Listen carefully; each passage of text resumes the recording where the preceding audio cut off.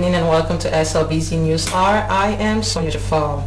Coming up, Chief Minister Jacob Jusufafar lauds Ministry of Planning and Economic Development for strengthening government's project. WatchNet trains CSOs on health financing, universal health coverage and budget in repositioning of the health sector. And Vice Chairperson of the Human Rights Commission Sierra Leone reflects on the new default death penalty law. Well, these issues and more lined up in the next 1 hour. If you want to be part of this news program, do stay tuned to your television and all. But before we go into details, let's go for our COVID-19 preventive message. I'll be right back. You see where them people there wear the mask then fine? Well, now so you have to wear your mask. Cover your nose and you mouth all time where you dey near other person.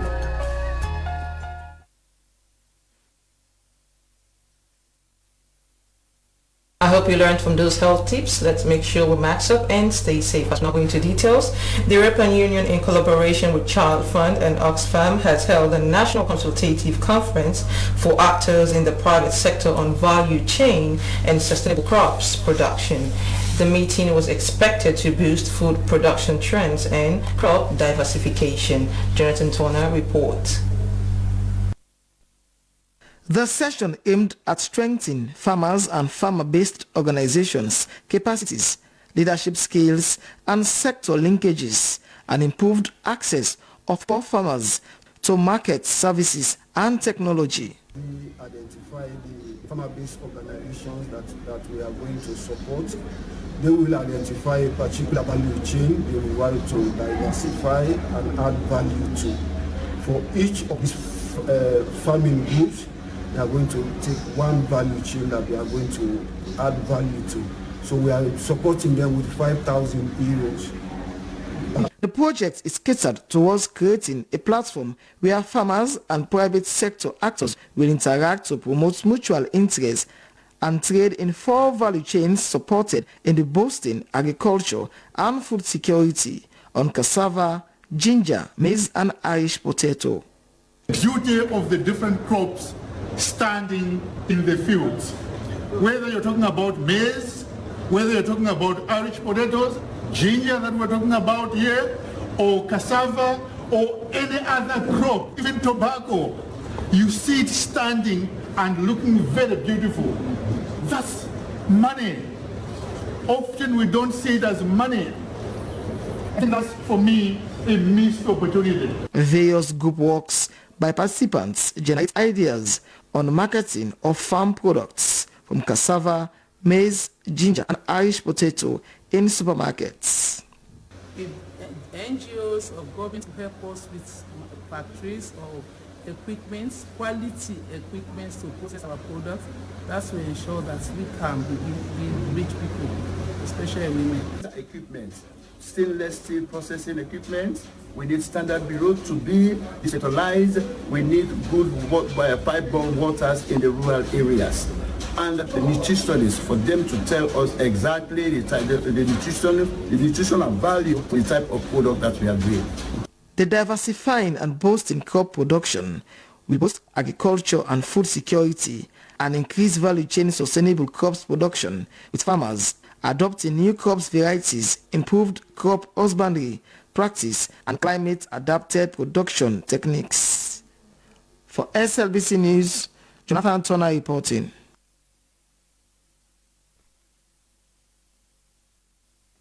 To complement government's agenda on education, Orange Foundation Sierra Leone has provided a 500 kVA generator to Injala University Mokonde campus. The donation is intended to provide a quick fix mechanism to the energy challenge the campus is faced with, seen to be disturbing effective teaching and learning. Emmanuel Samora has more. The donation of this 500 kVA generator is due to the shortage of energy on campus, as the old generator is almost at the verge of outliving its usefulness and can no longer produce the energy the campus needs to operate well. This move is to reaffirm our solidarity in making Sierra a better place. We are very prominent in the area of CSR foundation, and education remains one of the core of our strategy. Orange reads strongly that education and human capital development will be one of the strongest levers for growth in Sierra Leone.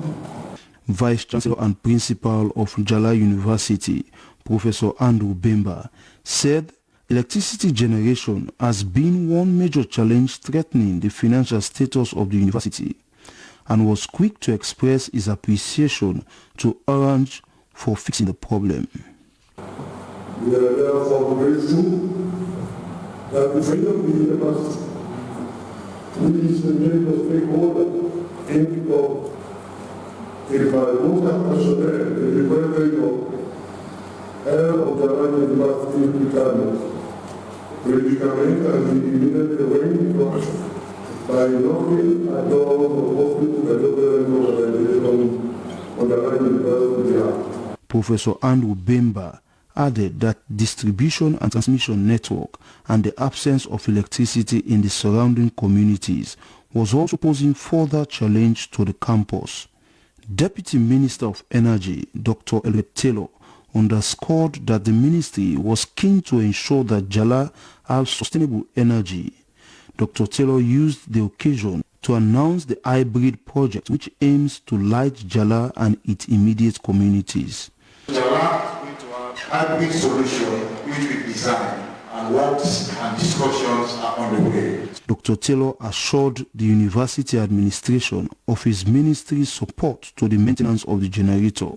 Deputy Minister of Technical and Higher Education, Sajo Aziz Kamara, commended Orange for their prompt response in addressing the electricity drought of the campus.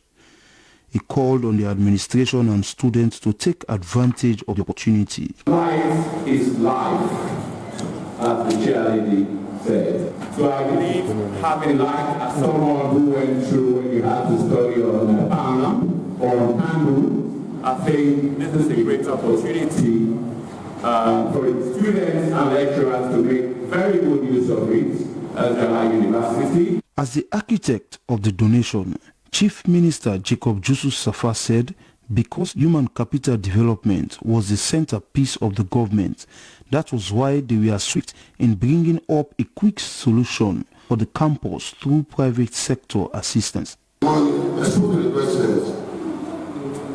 As a little situation, we need to sort out the electricity problem in JULY. JULY is your own university. Promise them, we need to sort it out. There's the how we solve this. Then our president come said, okay, government resources the school, electrical private sector financing. He lauded the expansion of new faculties, but urged the university administration to pay more attention to agriculture. Emmanuel Samura, SLBC, Freetown. Disabled International, United Kingdom and Sierra Leone have commissioned a 4-classroom building in Simira Chiefdom Tonkolili district. The support is to complement government's effort in the free and quality education flagship program. Such additional structure will give children in that part of the country requisite knowledge in basic education. Jonathan report. In the United Nations Sustainable Development Goals, Goal 4 is to ensure that inclusive and equitable quality education and promote long-life learning opportunities for all.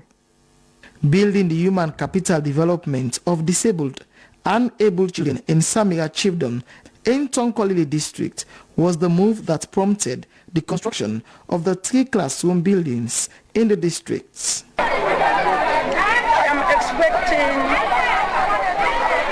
for the good education for children, and also I'm asking the government of Sierra, as I'm following the flagship, in complementing their flagship in the free school quality education, because as some of the speakers have told me their challenges, most of the teachers, they have been to university, but they are having challenges of getting pin-code.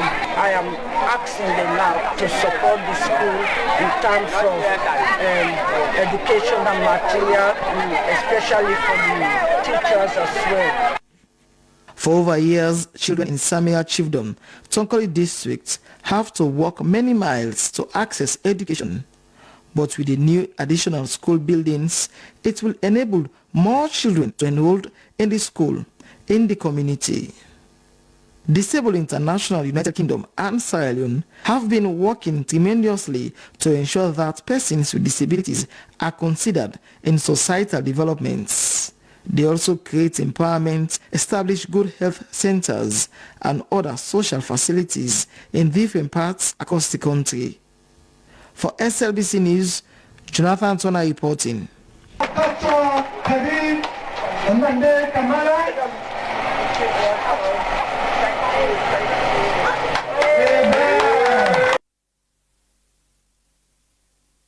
As a way to help elevate food vulnerability in deprived communities during the rainy season, especially in the midst of pandemic, the Chinese ambassador Hu Zhangliang has handed over the first batch of 1,800 metric tons of China aid rice to the Ministry of Social Welfare. Emmanuel Samra witnessed the handing over ceremony at WFP warehouse in the east end of Freetown.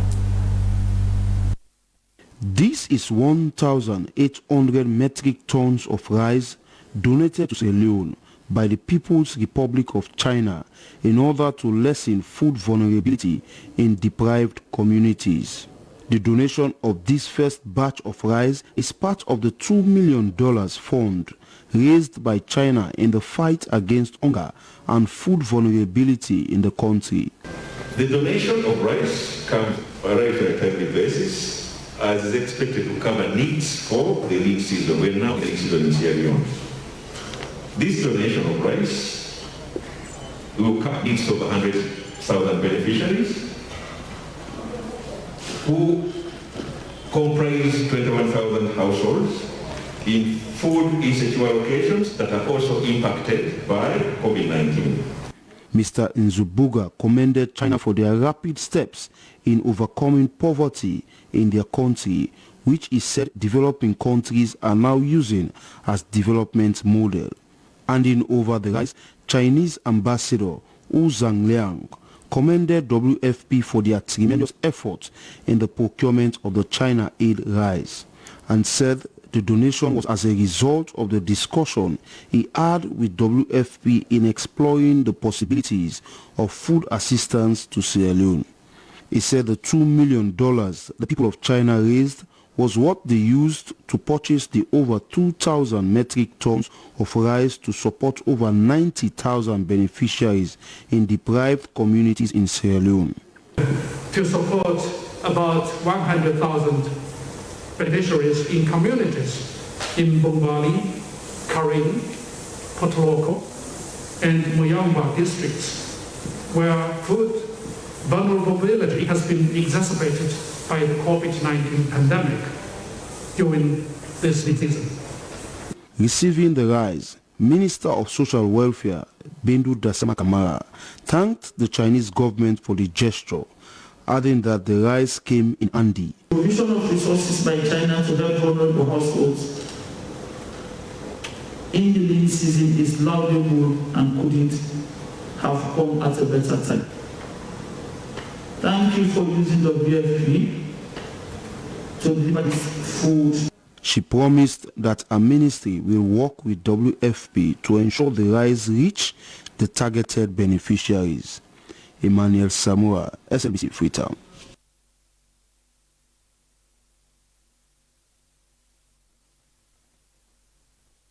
Chairman, Committee on Environment, Honorable Yusuf Mapi has urged the executive of the Timber Association Sierra Leone to work in peace and solidarity for the progress of the institution. The lawmaker was addressing them during their quarterly session to update their membership on successes and challenges facing the association for the period under review. Joseph Toure witnessed the event and now gives us details. Attentively, they sat to hear what the new executive would say in relation to progress made, including financial status. It could be recalled that many fracas had been reported among members on whom to lead the association. But with the election of the current executive that took over in March this year, the expectations of members have been on the increase to see urgent changes in the institution. Thus, the session to update members on latest events, including successes and challenges, was considered as timely. According to the Secretary General, Timber Association Sierra Leone, Augustine Bapi, significant efforts have been made in the past months under review to change the narrative. We negotiated with the executive of the Chinese Association to increase the loan fee for one container of timber from 200,000 to 2,500,000. Presently, each loan pay for and 300,000 per timber loan. They have collected, the youth have collected revenue on over 2,000 containers as at April 2021 to June 15, 2021. And reportedly, 131 containers in default of paid revenue on demand. 11. We have embarked on the maintenance and underbrushing of 29.2 hectares of woodlots for the various districts, kingdom and districts. This was corroborated by the Financial Secretary Lamin Denke Kagbo, whom during his update on the institution's financial statement noted that since March this year, they have generated over 800 million loans. However, issues ranging from suspension of timber transportation for 5 months, inclusion of past executives, women in the running of the association, to accountability among others, were raised by some members during the deliberations with the hope of seeing changes thereafter. Chairman Committee on the Environment, Honorable Yusuf Makri, nailed it all when he spoke on issues surrounding regulated loan facilities for members of the association. We are running an association, that brings income. You have the responsibility to make sure you financially capacitate your members so that they can get more income for the association. So I suggested in my statement for the association to give out loans, regulated loans, at least with minimal interest, so that those loans will be shared among the association members, especially women, so that they can go and make sure they invest those monies and they pay back those loans. And that will also be, cascading to other members within the association. You can see that can also help to heal the grievances. Most of those grievances, are coming because of financial difficulties. But if you capacitate those members, you can see you can help them also to bring food on their table, and also they can also serve as auxiliaries to make sure, yes, the association is successful. The National Chairman, Timber Association Sierra Leone, Mohamed Fona, was hopeful that coordination among members would change the face of their institution. Recent reports has shown that over $50 million was generated for government from the trade, and having the entire membership working as one is what many expect to see. SLBC, Joseph Toure reporting.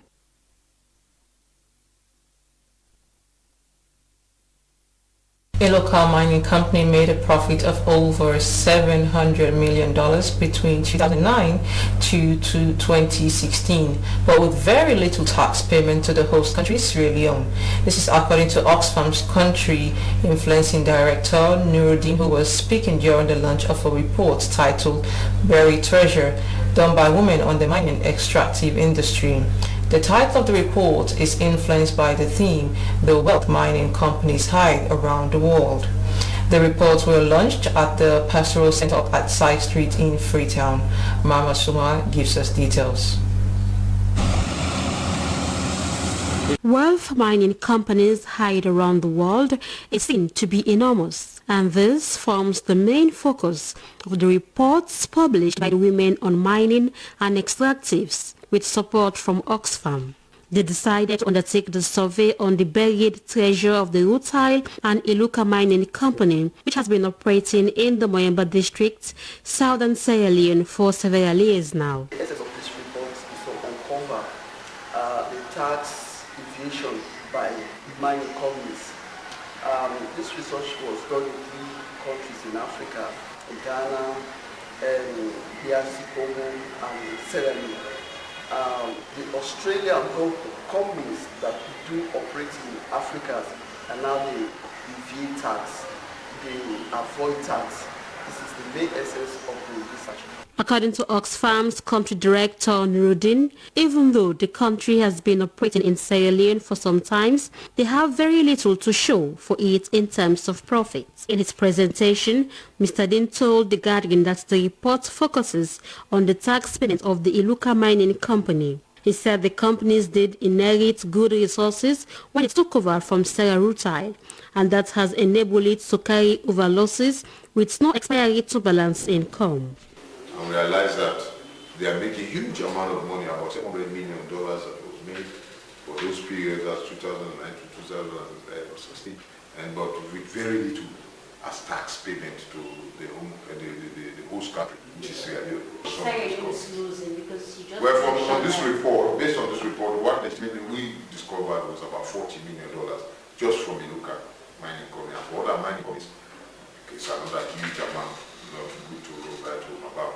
He added that the $40 million estimated loss to Sierra Leone from 2009 to 2016 is enough to cover the health care of over 60,000 women and children for 1 year under the Free Healthcare Initiative. Launching the report, Deputy Minister of Finance Patricia Lavalley congratulated the women on mining and extractives and Oxfam for commissioning the study on the extractive sector. She said the initiative was most timely owing to the fact that the country was still grappling with the dreadful repercussions of not only the Ebola scourge, which took many lives in 2014 to 2015, but also the COVID-19 pandemic, which has adversely affected not only the extractive sector, but also other key sectors of the country's economy. It is only when we're able to better govern our extractive sector and take some of the recommendations contained in this report that will consequently be able to transform the lives of everyone in this country. On this note, I'd like to officially launch this comprehensive report on extractive governance of the sector in Sierra Leone undertaken by Oxfam in 2019. Thank you very much. Head of Communications of the National Mineral Agency, Sati Kamara, told The Guardian that as an agency charged with the responsibilities to promote the development of the country's extractive sector, that we are looking forward to working with all stakeholders that are meaningfully contributing in making their work very easier. The term buried treasure means tax avoidance as a global issues many countries are faced with. Closing tax loopholes that allow multinationals to get away with tax money has a real tangible impact on the lives of the people. For SLBC News, Maria Masuma reporting. It's almost a month now since congregational worship was banned across the country. Most religious leaders and indeed members of the religious community are beginning to get impatient. On July 26, 2021, the National COVID-19 Emergency Response Center requested a meeting with the Interreligious Council of Sierra Leone on the same. Well, to speak more, spokesman National COVID-19 Emergency Response Center Solomon Jamiru has been speaking with Victor Jones about the outcome of the meeting. The ban on congregational worship across by implication should end on the 5th of August. Is there a probability that this date could be extended? The COVID-19 response has always been advised by science. So there has to be a strong recognition and appreciation of the curve, the epidemiological curve.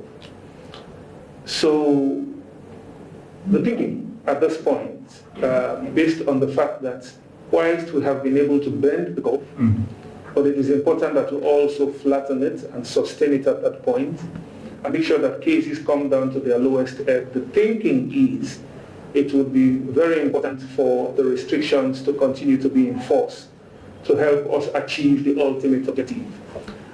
So in terms of the trend, the third wave in Sierra Leone effectively started on the 5th of June.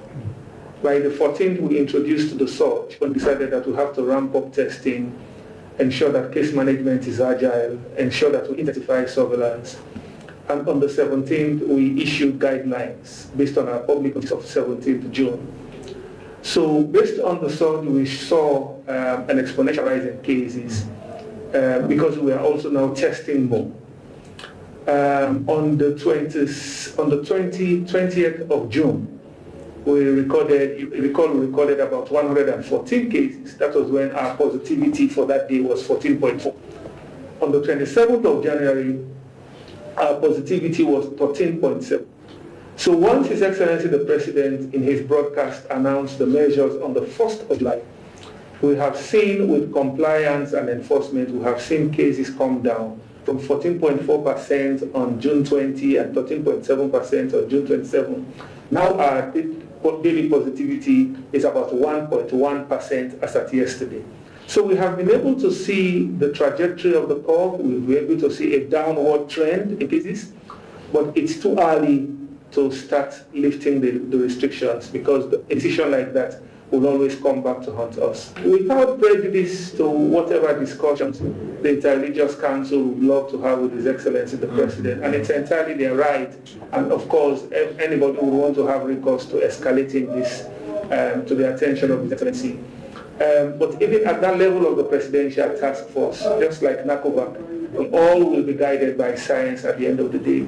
We'll have to listen to what the epidemiologists are saying, what the virologists are saying, looking at the transmission.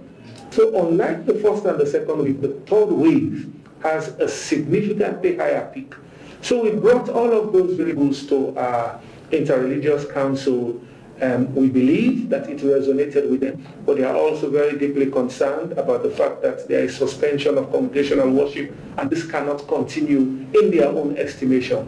We will continue to dialogue and believe that much as it's their right to escalate this to the level of His Excellency the President, all of us as persons in the response together with the Interreligious Council should continue to take a very deep and reasonable look at where we are in the fight against COVID-19. Thank you very much so much, Amiru. It is always a pleasure. Thank you.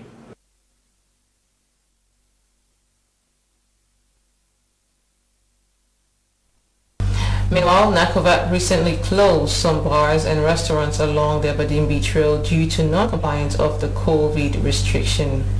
NACOVAC spokesman Solomon Jamiru said these operations will be extended to all towns and villages across the country. Esther Sako has more in this report. President's announcement to stop the coronavirus pandemic in the country, one amongst was on the operations of bars and restaurants. But over the weekend, NACOVAC closed some bars and restaurants due to non-compliance. I'm yet to speak to the managers of the bars and restaurants along the beach road. The closure of these bars and restaurants along the beach road, according to Solomon Jamiru, spokesperson, National COVID-19 Response Center, was due to non-compliance by these restaurants and bar owners. We have our intelligence network all over. So as we have always reached out to the people of Sierra Leone, that it is important for Sierra Leoneans to lend a very serious hand of ownership of this process and make sure that all of us get into the business of getting our compatriots to comply.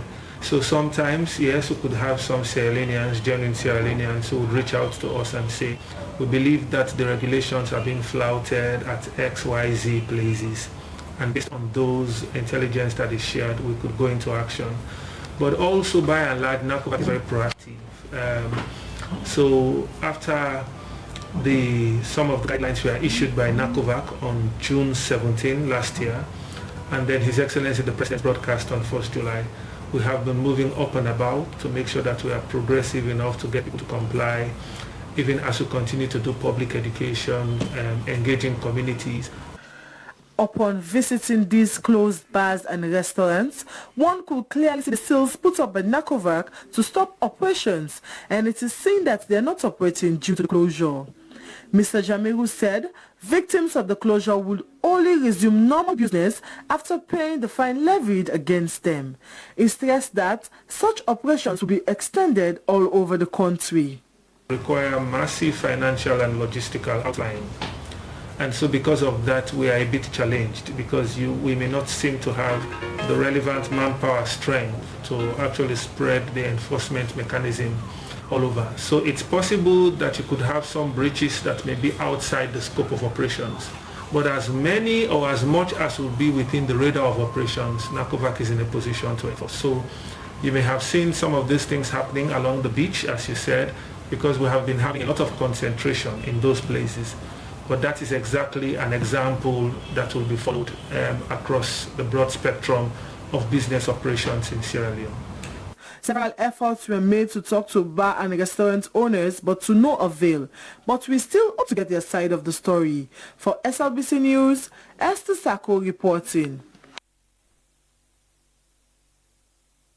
Still on COVID-19 pandemic has made the use of face masks more popular, even if are sometimes used improperly. Indeed, they are now everywhere. In Australia, most people are also making a living out of selling face masks, and according to them, the business is pretty profitable. Our reporter Kadiatu Kagbo has been looking at the growing business of face masks and now gives us details. The emergence of COVID-19 has left many devastated worldwide. It has ushered in a new wave of life in terms of hygiene, socialization and dress code.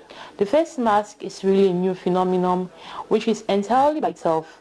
It's seldom to behold in daily life, save for hospitals and other health-associated work. The pandemic is estimated to have a huge positive impact on the global face mask market.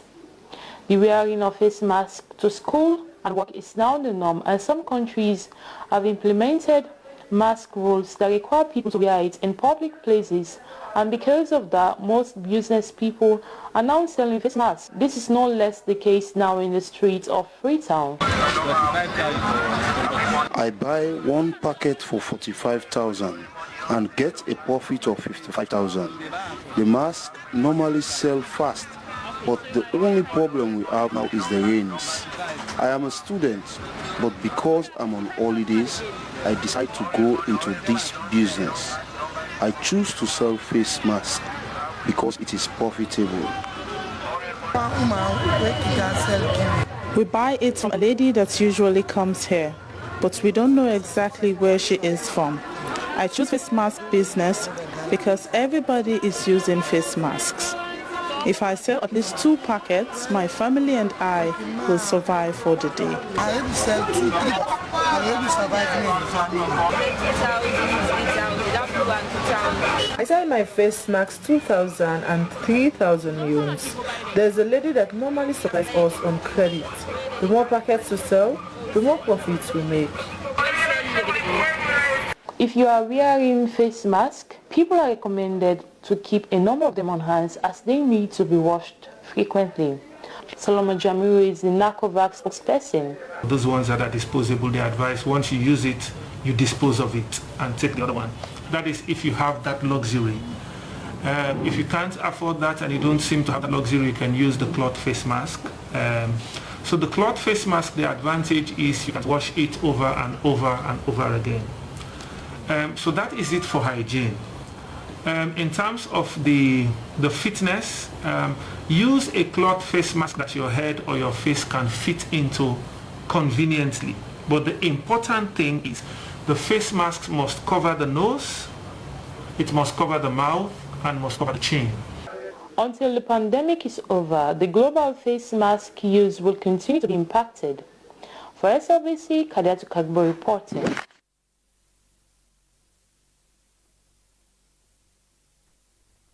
Still to come on News Art, residents around the Godrich Cemetery calls on authorities to stop sign mining close to the cemetery. Enzo Labs pay over 5 billion yuans to 67 former staff of SALCAB as end of service benefits. Well, these stories and more coming up. Keep watching News Hour with me, Sonia Jafar.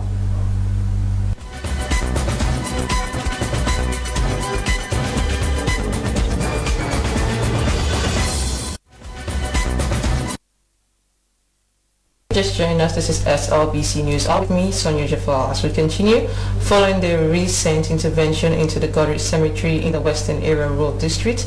4 dead bodies have been seen washed away by water as a result of sand mining on the river bed close to the cemetery. William Wise went to the scene and now reports. Gorwich Cemetery in the western area rural, like many other coastal places in Sierra Leone, is endowed with sand, which residents of the area mine regularly. However, sand mining close to the cemetery is having a negative effect, not only for the dead, but also the environment. When nearby sea floods, the dead bodies are likely to be exhumed and washed away onto the shore face. Recent water flow from the nearby sea has washed away 4 bodies from their graves, to the utter embarrassment of some residents in the area.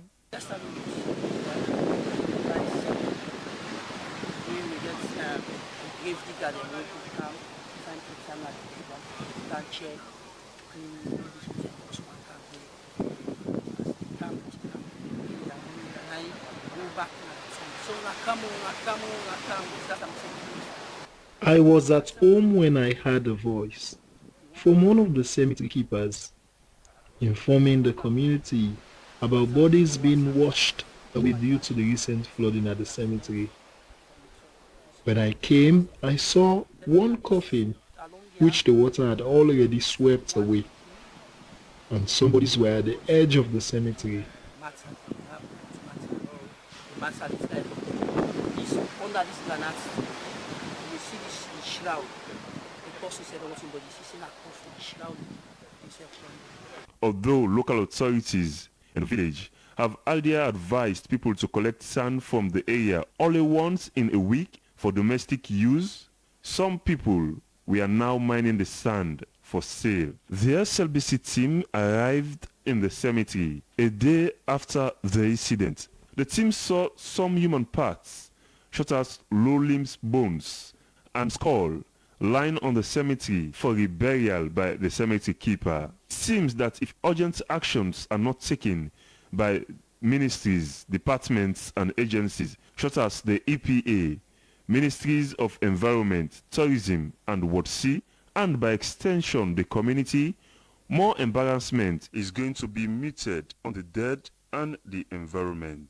The SLBC tried to reach out to the local authorities for further comments, but all proved futile. SLBC News in Freetown, William was reporting.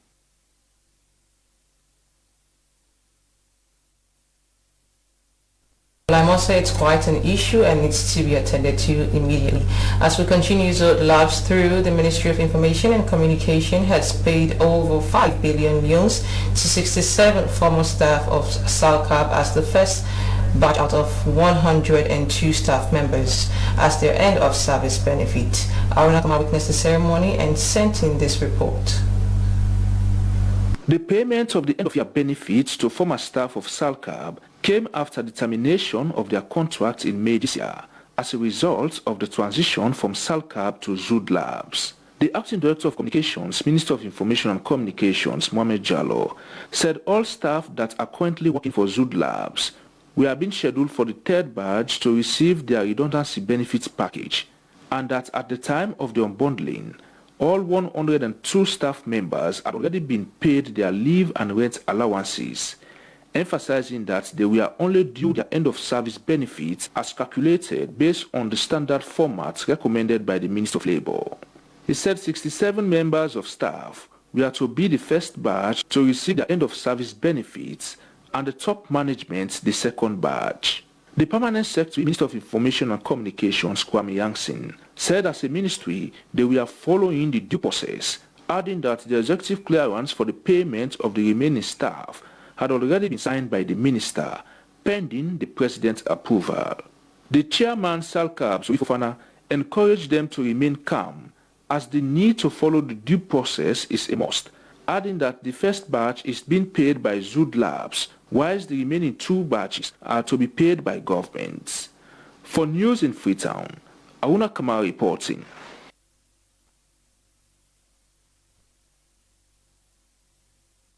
Now for some stories making the news in Africa.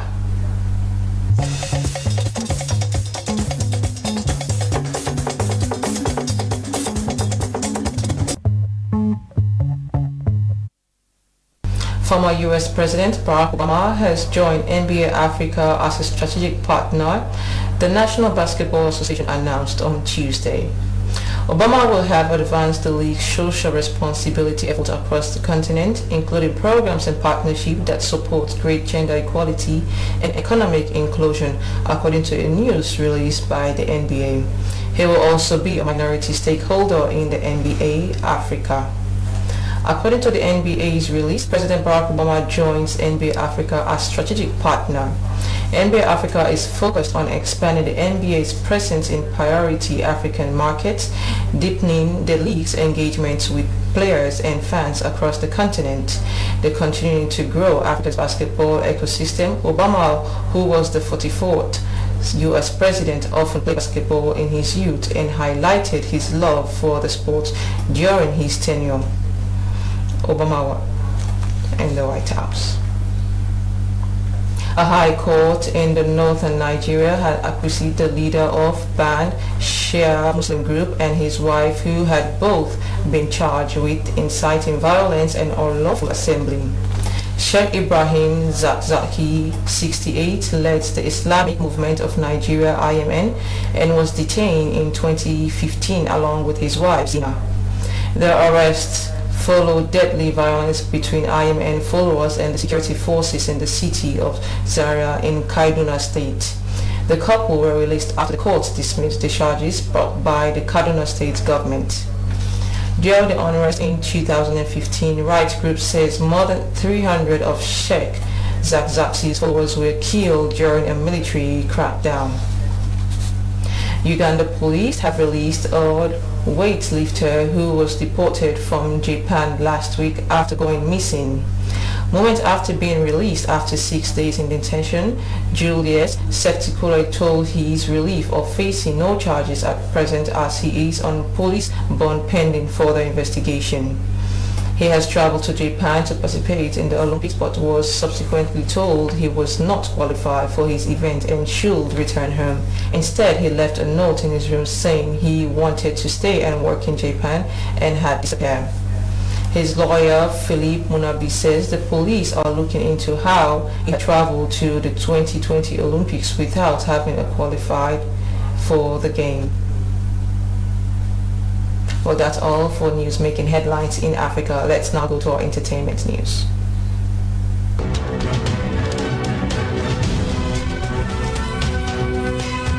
Hello and welcome to Entertainment News with me, Cynthia Kamal. Progress is still on the investigation of the alleged robbery matter of popular rapper Eloji.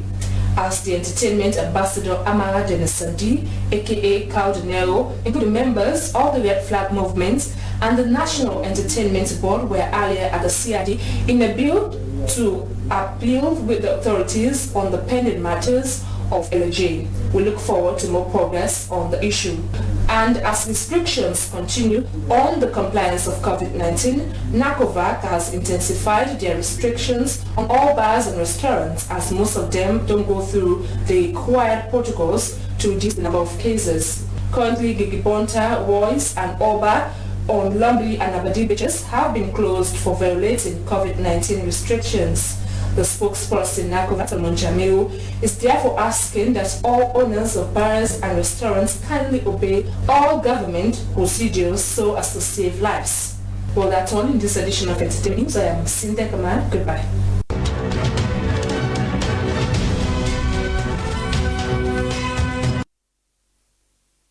Many thanks to entertainment presenter Cynthia Kamara for the latest update on entertainment. Let's now join our sports desk.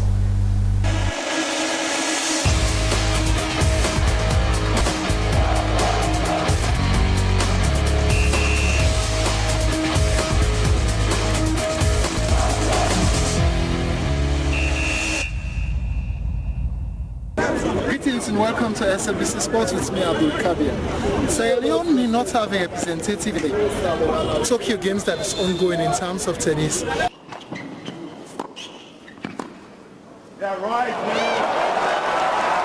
Sierra Leone, like any other country, would love to have a representative in the game of tennis in the ongoing Tokyo Games. But due to lack of qualified tennis athletes, infrastructure and proper coordination, Team Sierra Leone is without a tennis star in the delayed Tokyo Games. Francis Tiafoe, who is a professional tennis star born to Sierra Leonean parents, practically grew up on the tennis courts in America. With so many achievements under his belt as an American professional tennis player, he still remembers Sierra Leone and hoping to support the game someday. He met with a small-sized delegation from Sierra Leone prior to the commencement of the Tokyo Games. Francis knows his influence in the game will take him places, and at present he is representing the United States of America in Tokyo. However, in Sierra Leone, youngsters are actively engaged in the game with the desire of making it to the bigger stage someday. Abubakar Blah, who is a first-timer in the game, tells me about his drive to play professionally in a not-too-distant future.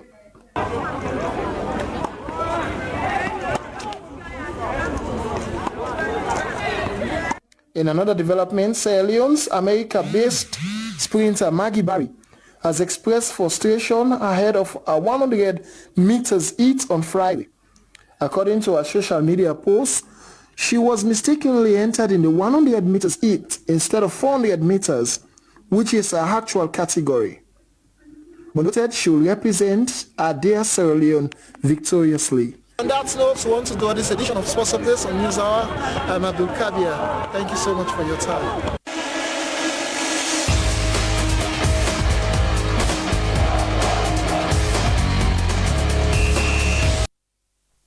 Many thanks to Abdul Kabir for the sport update. To end the news, the main points again.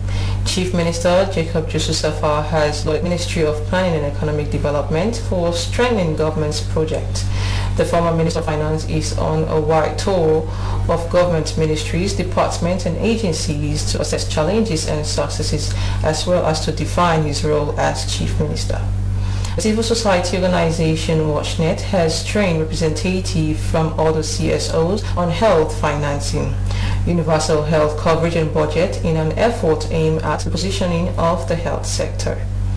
And Vice Chairperson of the Human Rights Commission Sierra Leone has reflected on the cruelty of the now defunct death penalty. Victor Lansana said Sierra Leone has been a mother and an accomplice to tyrannic death penalty law. Well, that's all for News Hour with me, Sonia Jafal. Have a lovely evening, stay blessed and be safe. See you next time.